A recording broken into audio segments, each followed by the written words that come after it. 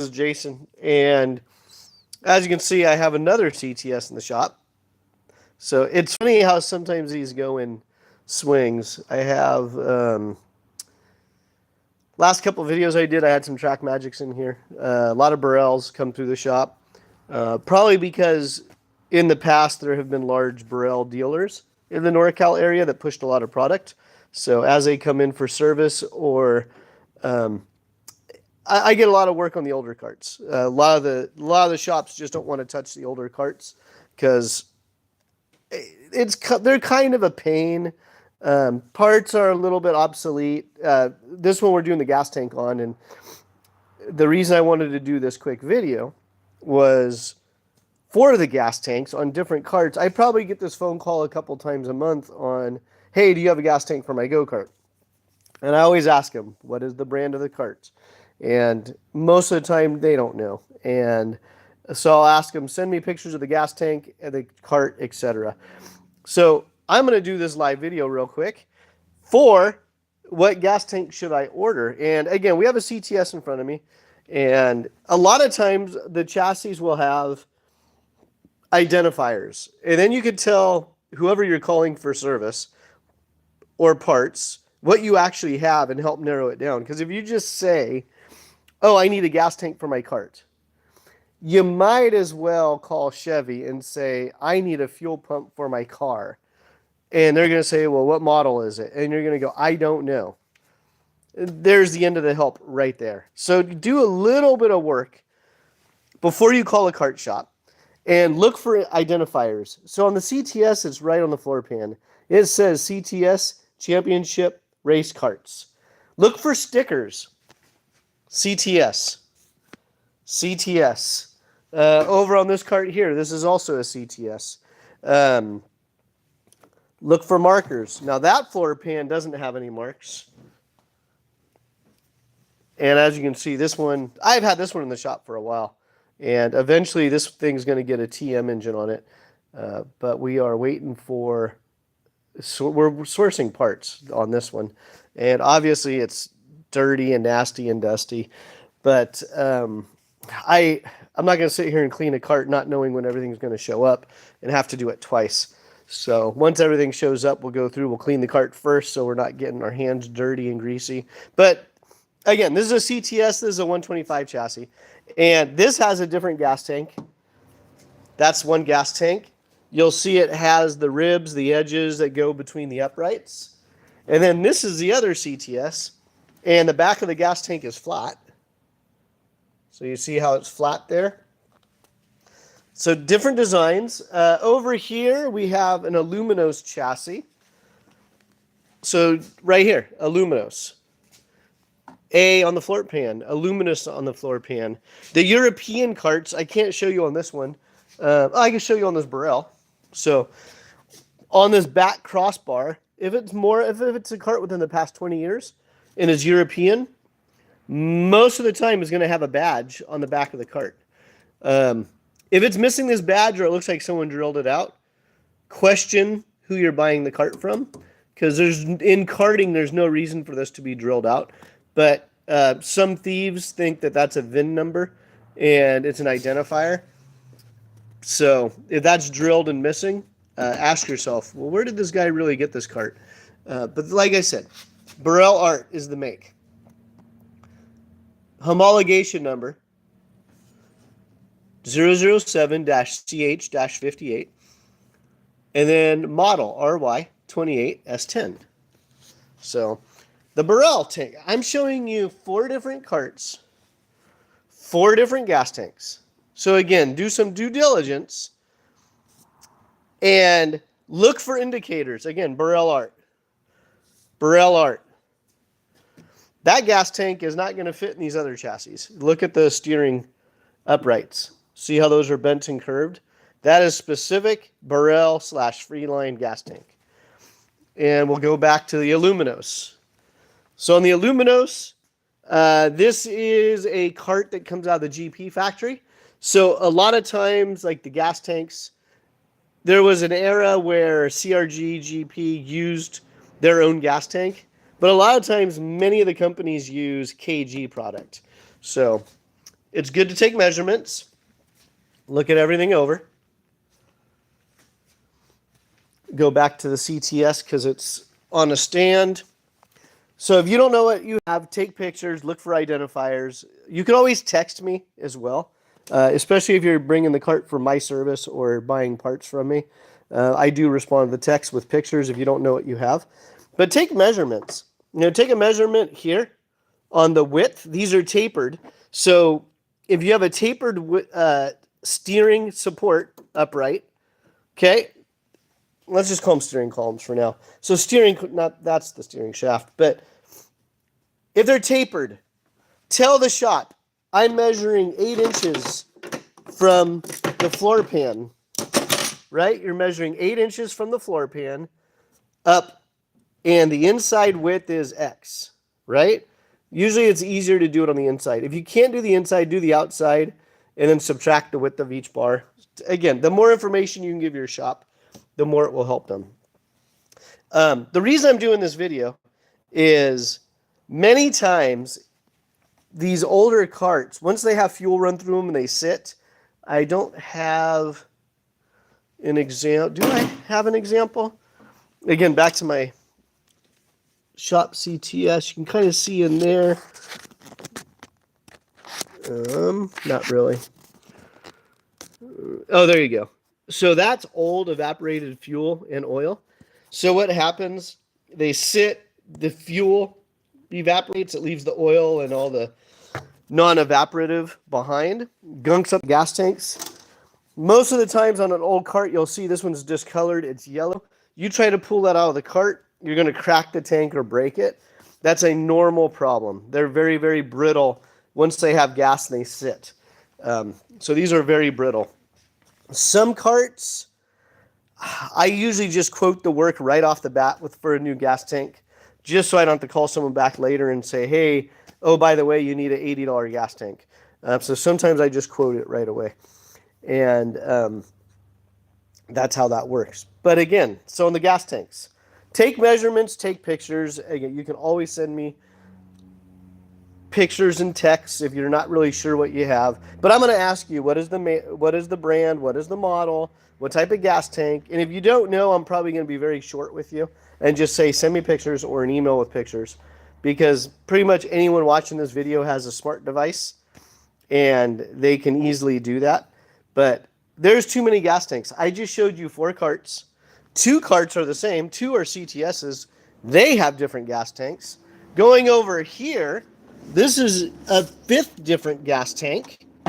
So that one's actually for my personal MBA cart.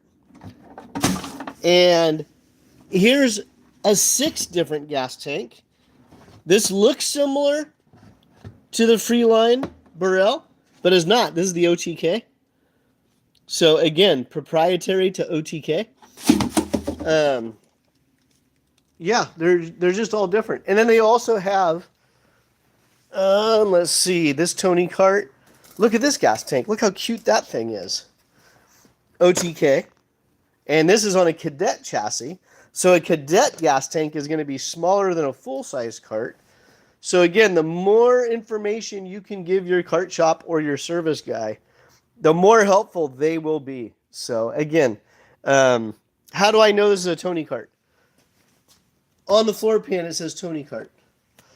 Tony cart is a European chassis.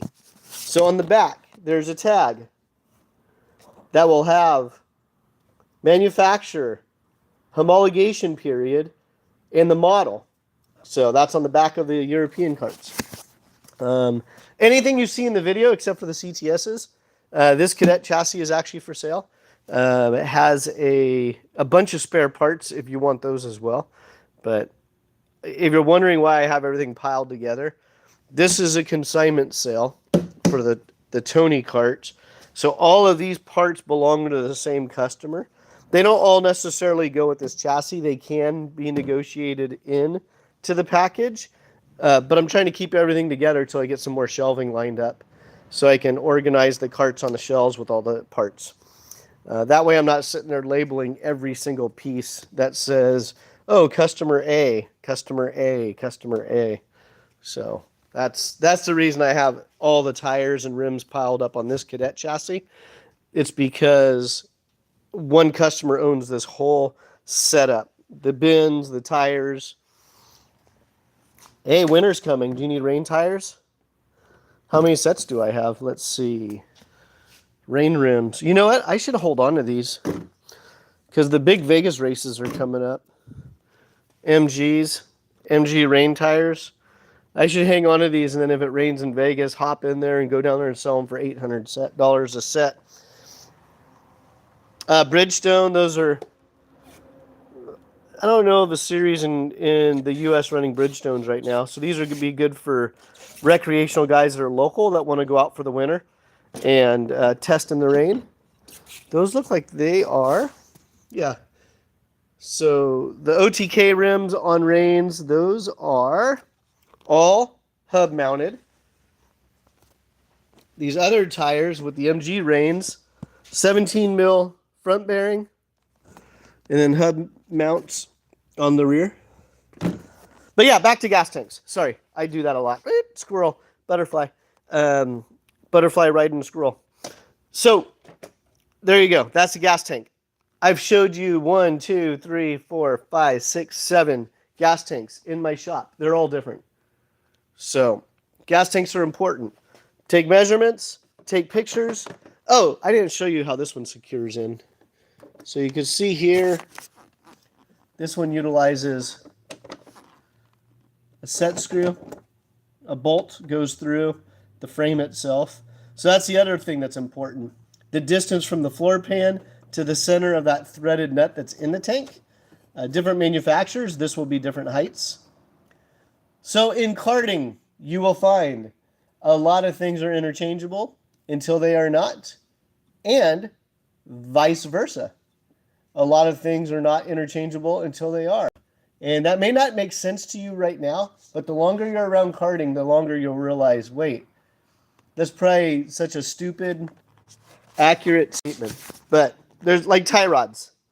So tie rods here, most of the time are interchangeable with all the European karts.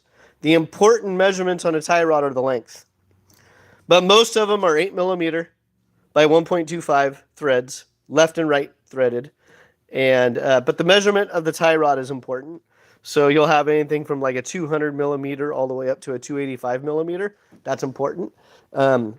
It's also important to know if you're running an American chassis. So CTS is American. At some point, they did swap over to metric hardware. But it's important to know if you have an American kart or a European kart for all the hardware. So some karts like the MX, the Track Magics, the CTSs. I'm not sure about the Invaders. Not Invader. Like Margay. Not sure if Margay ever really made a transition to metric. But then I just mentioned Invader. So like Invader, you need to know the era and if it's metric or standard. Most American karts in the early 2000s were standard until they started switching stuff over. And they started going with like 40 mil axles or 50 millimeter axles. So then they started doing that. It's like, okay, well then it was a hybrid. Some of the hardware on the back was metric. Some of it was American. But back to the fuel jug. Fuel tanks. Be careful with them. If they're used, they will be brittle. You probably will break them. So before you start any project, kind of plan on buying a gas tank. If the gas has been sitting in it for any length of time or you're not sure how long the gas has been sitting in it, get rid of it. The reason I'm pulling this one out, it actually looks like it's in really good condition. And as soon as I open my mouth, I'll probably break it. Why is that? Oh, okay. It's just stuck. I was like, whoa, is that glued in? That's going to be an issue. This one I'm draining. The fuel is fresh. But for my racing friends out there, that's not racing gas. That's pump gas. So, excuse me. And it stinks. So the customer brought this cart in, and I told him, you can only, with a Honda CR80 on a shifter cart application, you can only run race fuel. Just 98 octane minimum. VP or Sunoco, 98 minimum octane, not oxygenated. But I asked the customer, I go, your gas is clear. What oil are you running? What gas? Oh, I'm just running pump gas at X amount. And I go, okay, well, all that's wrong. So we're going to drain it. Um, if the gas is kind of fresh, I'll keep it. And I use it for parts washing. So gasoline makes an excellent parts washer. If it smells like varnish, then I just, properly dispose of it. And that's that. But yeah, so gas tanks. This one's, like I said, this one's in pretty good condition. I'm going to hit it with fresh gas to clean up all the oil residual and everything else. I'm going to drain it so there's not pump fuel going to the freshly top end Honda CR80. And then, yeah, once that's kind of done, I'm going to pull the tank and wipe the floor pan down. I didn't do it earlier because the customer had it, I think, sitting outside for a while, but I knew the tank was going to come out. So I want to pull the tank, clean the tank, wipe down the whole floor pan all in one shot, and then spray a little bit of WD-40 in the heim joints and in the bearings and up here on the steering column, and then wipe it all down. But yeah, that's it. Gas tanks. So before you call my shop, Extra Kart Parts, before you call me, make sure you do a little bit of due diligence. Karting is a very hands-on sport. Unless you have a pretty good budget and you just want to drop your stuff off or have a shop take care of everything, that is always an option in karting. A lot of the teams are full-service teams where you show up on the race day with your helmet and your driving gear. You just go drive. But for a lot of us, when we grew up in the sport, I started when I was, I think, 18 or 19 years old. And it was something me and my dad did together. I had to learn a lot of the mechanic stuff, a lot with my dad's guidance, but a lot of it on my own too. We didn't have a karting background. I didn't start at 5 years old. And it's been kind of the one occupation that every time I get away from it, I miss it and I come back. I don't drive or race as much as I would like to. It's that old adage, right? When you have time, you don't have money. When you have money, you don't have time. So that's exactly where I fall in. Plus, I have, a family, and there's the family stuff. Those aren't excuses, by the way. They're priorities. And I prioritize the family time on the weekends to be with my family. And my joke is until my daughter gives me the middle finger and says, go pound sand. And pump gas on a shifter. No. No RCs and go-karts. No pump gas in the shifter. 98 minimum. Actually, I should tag my 80 document that I stole from SwedeTech Racing in this video in the comments, so that way people can have fuel, oil, spark plugs, basic tuning info. It's on the website under Tech Tips, but I stole it from SwedeTech and then slightly modified it for my customer base. But yeah, no pump fuel. Yeah, I know who you are, but your handles as RCs and go-karts. It's Ridgely. Yeah, I know Ridge. Hey, plug your business.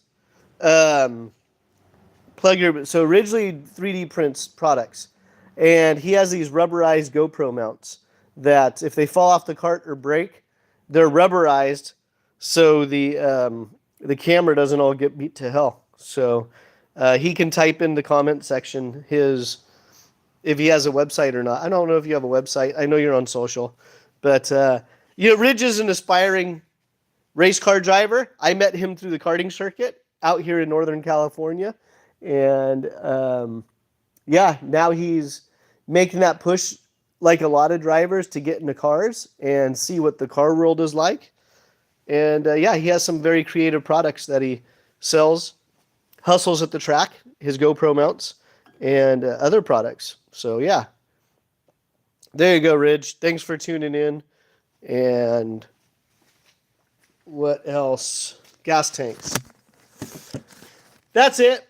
So if you have an older kart that you're trying to get back on track, especially if it's a Honda CR80 or a CR125, give us a shout out.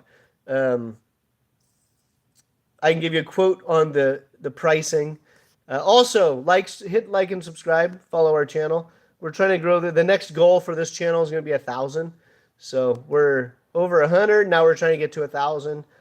And I'll just keep making what I think are valuable videos. I don't do a lot of editing, which is why I do live. Because it's just live. I just ramble. I just spit the information out. If somebody out there loves doing video editing, but you don't want to be on camera, reach out to me. Because I would love to do more produced videos, etc.